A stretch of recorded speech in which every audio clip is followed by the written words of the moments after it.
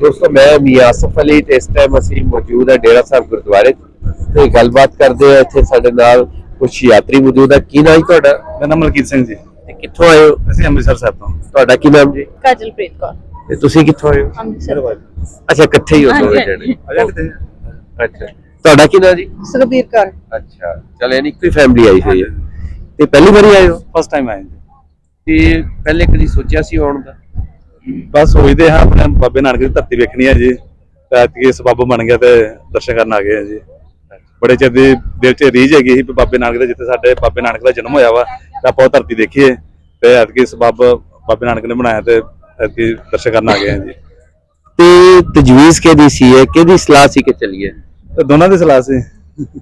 ਅੱਛਾ, ਹਾਂਜੀ ਹਾਂਜੀ। ਨਹੀਂ ਤੇ ਪਹਿਲੀ ਵਾਰੀ ਤੇ ਆਮ ਤੌਰ ਤੇ ਮੈਂ ਦੇਖਿਆ ਕਿ ਬੰਦੇ ਇਕੱਲੇ ਆਉਂਦੇ ਆ ਕੇ ਦੇਖ ਕੇ ਜਾਂਦੇ ਆ ਕਿ ਕਿਹਦਾ ਫਿਰ ਜਾਵਾਂਗੇ।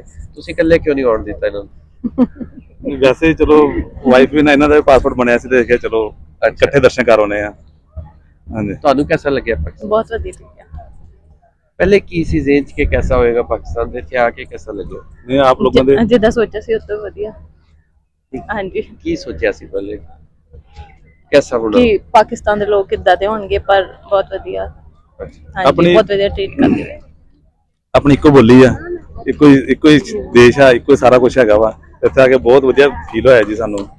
ਹਾਂਜੀ, ਫਸਟ ਟਾਈਮ ਆਏ ਆ ਤੇ ਨੈਕਸਟ ਟਾਈਮ ਬਾਬੇ ਦੀ ਕਿਰਪਾ ਕੀਤੀ ਤੇ ਫਿਰ ਜ਼ਰੂਰ ਆਵਾਂਗੇ। ਤੇ ਬੱਚਿਆਂ ਨੂੰ ਨਹੀਂ ਨਾਲ ਲਿਆਏ ਤੁਸੀਂ? ਬੱਚਿਆਂ ਦਾ ਪਾਸਪੋਰਟ ਨਹੀਂ ਹੈਗੇ ਸੀ।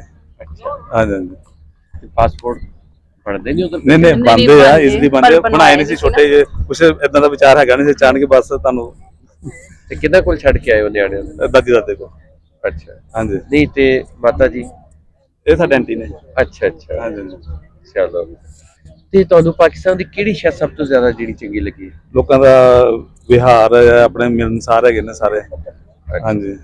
ਤੇ ਕਰਦੇ ਕੀ ਹੋ ਤੁਸੀਂ ਉੱਥੇ? ਉੱਥੇ ਮੈਂ ਵੈਟਰਨਰੀ ਡਾਕਟਰ ਹਾਂ। ਅੱਛਾ। ਹਾਂਜੀ। ਇਹਦਾ ਮਤਲਬ ਚੰਗਾ। ਸਾਡੇ ਤੇ ਇੱਥੇ ਜਿਹੜੇ ਵੈਟਾਂ ਨਾ ਬੜੇ ਪੈਸੇ ਲੈਂਦੇ। ਕੱਲ ਮੈਂ ਆਪਣੀ ਬਿੱਲੀ ਚੈੱਕ ਕਰਾਉਣ ਗਿਆ ਸੀ ਤੇ ਉਹਨੇ ਇੱਕ ਵਿਜ਼ਿਟ ਦਾ 3000 ਰੁਪਇਆ ਲੈਂਦਾ ਵਾ ਚੈੱਕ ਕਰਨ ਦਾ। ਨਹੀਂ ਸਾਡੇ ਨਾਲ ਹੈਗਾ, ਮੈਂ ਅਜੇ ਪ੍ਰੈਕਟਿਸ ਕਰਦਾ ਪਿਆ। ਤੁਸੀਂ ਕੀ ਲੈਂਦੇ ਹੋ? ਹਾਂਜੀ, ਸਾਡੇ ਤੇ 500 ਰੁਪਇਆ ਹੈਗਾ। ਪੰਜ। ਹਾਂਜੀ, ਠੀਕ ਹੈ ਸਰ। ਨਹੀਂ ਤੇ ਫਿਰ ਵਧੀਆ ਜੀ।